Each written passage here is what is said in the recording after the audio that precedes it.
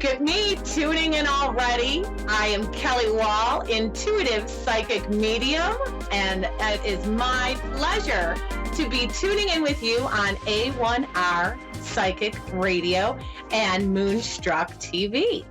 So thank you all. I am from the Buffalo, New York area, and I'm near Niagara Falls, which is quite powerful. I love water, and I feel as though there's so much energy around us. And if you connect to source, of course, you feel it most importantly, or, you feel most connected when you're in nature. There's no distractions, and it's easy for you to feel, hear, and see all the messages that are around us, because spirit is energy, and energy is all around us.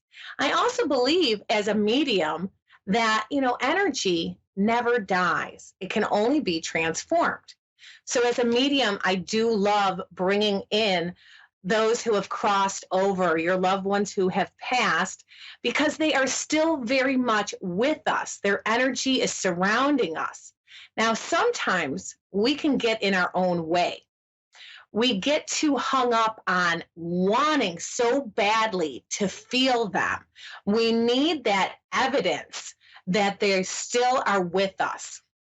Now, sometimes when people want a message so badly, it's like they have blinders on and they can only see over here, and they don't see everything else that's trying to come in organically.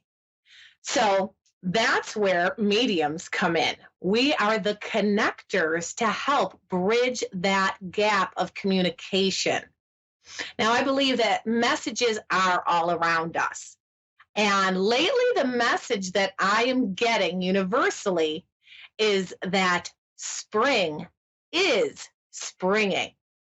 Now, here in the United States, also the UK, we are very much getting ready for spring. I can feel it in the air. I can smell it. And with the sun rising lately, it seems brighter than ever. And it's like you just get this sense of coming back to life.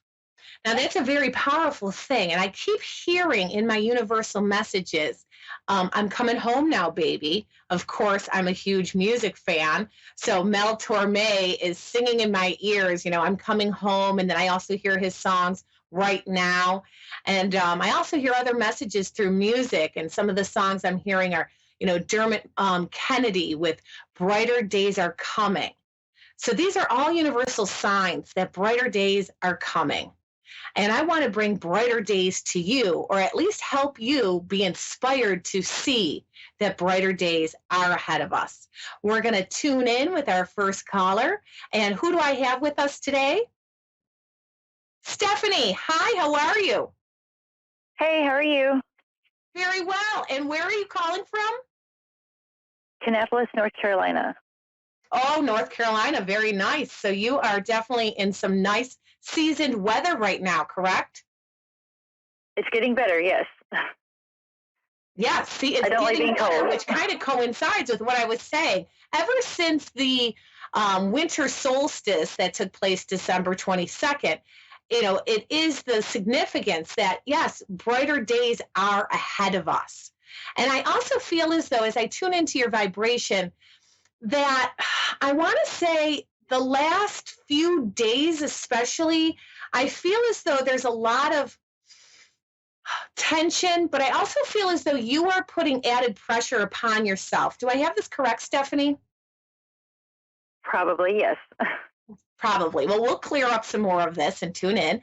I feel as though I get like my heart is racing. I'm getting a bit of anxiety that there's not enough time. There's not enough time is what I keep hearing.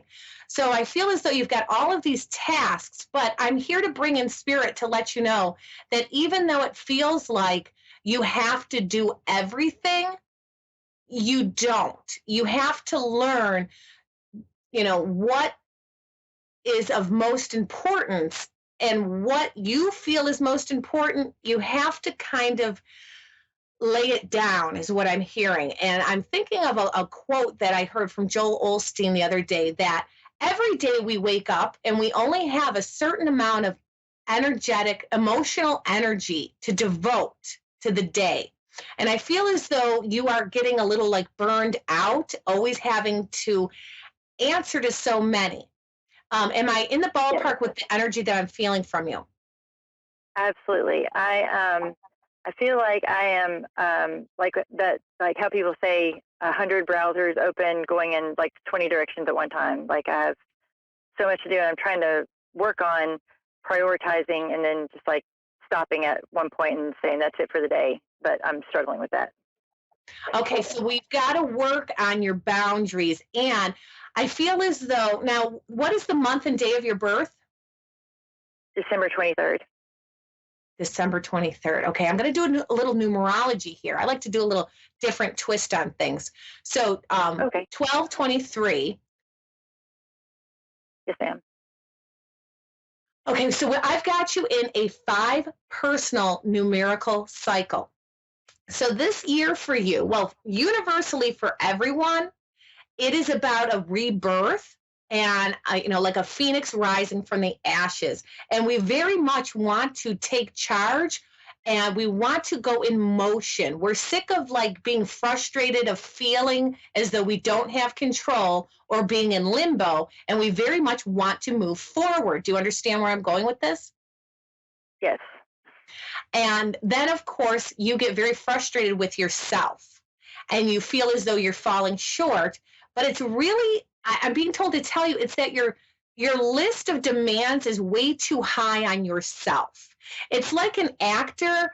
He's the only one that knows that he missed the line or screwed up the line, because he's the one that knows what the script says. But no one else knows. They only see what's on the stage. Do you understand? Right. Yes. So they're saying, you take some of that pressure that you're putting on yourself to do everything and to do it, to the 10th power, to do it perfectly. Now, for you personally, Stephanie, with this personal numerical cycle, you are in a 5th personal year. And I hear like a rolling stone gathers no moss. So it's like keep moving forward, keep going. But you're not taking a break. So yes, what you said about getting more disciplined in your boundaries. So what I'm hearing is like saying, no, I've done enough for the day, like you pointed out, but also not having to explain, well, why didn't you get to it? But I feel as though the explanation is to yourself. Like you always have to justify why you didn't get everything done. Does that make sense? Yes, ma'am. And I'm also hearing to literally carve out. Now I feel as though you're very regimented, and I see like, a planner or a date book or something to that effect where you have everything pretty much scheduled. Usually I do, yes. And I need you to literally schedule yourself some breaks, like authentic breaks. Now, I know when people are in, the corporate world and everything, and they get assigned like a 15-minute break and then a lunch break and then another break, maybe if you're lucky. But they don't really take a break. What they're doing is checking on the kids or calling to make a doctor's appointment and everything else. But what about the breaks to, I'm going to go outside for 5 minutes and just breathe and just be. I'm going to stand up. I'm going to stretch. I'm going to put in a song for 3 minutes and dance and shake things off. So I'm being told that you need to play with spirit a little bit more and play with your playful side. And that's going to help you get through everything to lighten up your load, is what I'm hearing. Okay. All right. So breathe your way through it. And I really hope that this helps, and I hope you connect with it and you connect through your breath. All right? Thank you. I appreciate your help.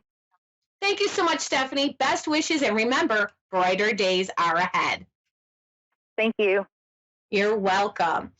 So as I was tuning in with Stephanie, there's really, when somebody gets a message, there's really nuggets that everyone is getting a message. Now we have Erica from Clayton, Delaware. And Erica, how are you tonight? I'm good. How are you? Very well. Thank you for calling in, tuning in. And Oh, Erica, let's see. What do I have for you? Hmm. I have a bit of rigidness, like rigidity, and a bit, of a wall, to be honest. And I feel as though you very much want to believe, but you're having trouble. And what I'm hearing is that oftentimes you talk yourself out of the magic that is right in front of you. Do you understand this? Yeah. And, I feel as though there's a bit of, prove it to me kind of thing in any aspect. So there's some trust issues out of being hurt so many times or being let down. And I feel as though this stems from when you were even very young. Do you understand this? Yes. And I feel as though I've got a bit of like you're an underdog energy. So you yourself constantly feel as though people are holding you to a higher standard of having to prove yourself or to explain why you do certain things or don't do certain things. Do you understand this? Yes. So with this, I feel as though growing up, I keep getting the number 4. So are you one of 4 siblings? I'm getting 4 in the family. No. Okay, well, I'm still sticking with this number 4. Are there 4 in the total number of your family? Yes. Okay, there we go. So it's more. Okay. Now, what is the month and day of your birth? 12/22. Oh, how cool! I got all these December babies. So now, all right, with you, I've got the 1, 2, 2, 2. I love my 2s. I'm going to be honest with you. Probably my favorite number combination is 2, 2, 2. And I really feel as though, as I'm talking about these numbers, that you need to look for the synchronicities because in numerology, specifically, there's science to the magic and the awe and the wonder of spiritualism.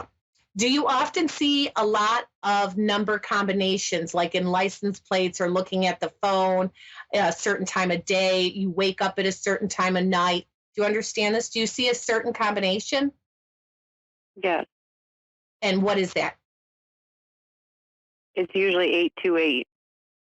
Oh, interesting. All right, I'll get to that one in a second. But your birthday, 12/22, and then the fact that here we are in the second month of February in the year of 2022. So I keep hearing that 2s are all around you, and 2s in angel numbers mean keep the faith. And that's something that I think really touches in on a chord with you is about not giving up. Even if you don't know the big picture, keep the faith. So also in numerology, though, the number vibration of 2s is about co-creating. You have to take action to co-create with spirit the life in which you wish to live. It's about setting your intention of the quality of relationships and the quality of life that you wish to live and keeping the faith, believing in that higher power. It's like if you've ever heard you take one step towards the gods will take 10 towards you. Well, what I'm hearing from that is that they are waiting for you to take the step. You've been thinking long and hard about something, but you haven't had the courage to really act on it. And I feel as though where I'm going with this is in a romantic manner. Am I in the ballpark with this? No, because I'm married. Okay, so everything's solid with that. I still feel that you're not moving forward on something that you wish to pursue. Is there something that you've go ahead. Just my dad passing away. I just kind of feel stuck. So you're feeling like stuck and stagnant, and I feel as though you're like mad at yourself for not being further along in accepting your grief, correct? Yes. And Now, I feel a presence. I feel very tight in my chest. I feel nauseous in my stomach. And I almost feel like not a heartburn, but like everything just kind of erupting inside. Like I feel all of my organs and I feel really shaky. Did your dad pass with something similar to what I'm referring to? He had a heart attack. There we go. So, yeah, this eruption and this tightness in the chest. I also feel as though what I'm hearing is, of course, passing is not what he wanted, but he certainly wouldn't ever want to be in a prolonged sickness where he's worn away and you guys have to actually like live through, you have to live with him in the grieving process, like knowing that this is going to happen and having it go on and every day watching him deteriorate. Do you understand this? Yes. So he's saying, I kind of get a funny sense of humor, like everybody's number is up at one point, and if you gotta go, rip the Band-Aid off, is what I'm hearing him kind of joke about how he left. He had to rip the Band-Aid off. Is this the type of humor that he would come in? Yep. Yeah. So, and with that, and I have got chills all over, so I know very much that he's here. And he also, this is something very strong. Did his side of the family, was there issues of a stroke? Was there somebody on his side that had a stroke?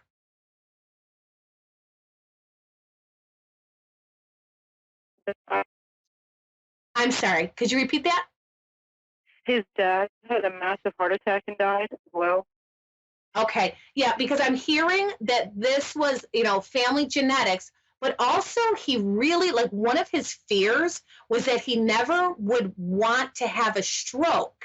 And, because I keep getting this sensation down half my body that he would never want to be taken care of or emasculate, having his, I'm sorry, not my words, his words, he's correcting me.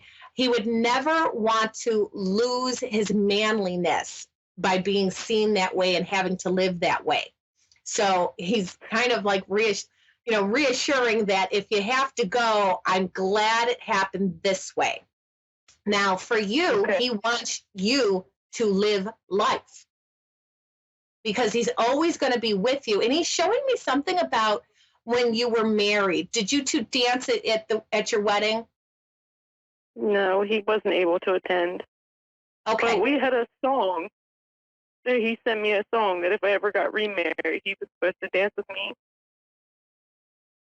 And I know that this hurts because you wanted that, but honey, I am telling you, I have goosebumps all over that he's like, I am singing that song and I am dancing with you. And he tells me that he dances with you every night in your dreams. So again, when I asked you about the times that maybe you wake up, I want you to start noticing some synchronicities of like when you wake up, notice the clock.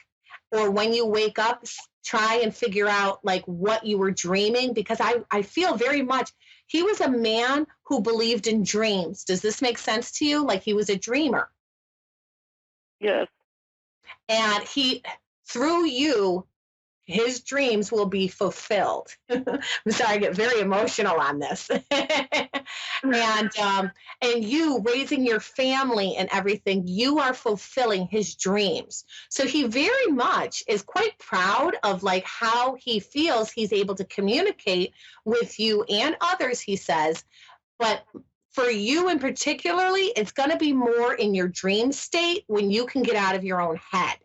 Because you're getting too much in your way. You're wanting it so badly that you're basically blocking it out of your hurt. And I really want to talk about a little bit of the anger that you're carrying, like this, like I get like a bitter taste in my mouth, like this leaves you bitter and scorned. Do you understand? He wasn't supposed to leave me. Right. But that's the difference. He may not be here physically, but he has never left you. And he needs you to take that bitterness out and remember the sweetness for life, the sweetness that you two still have and will always have.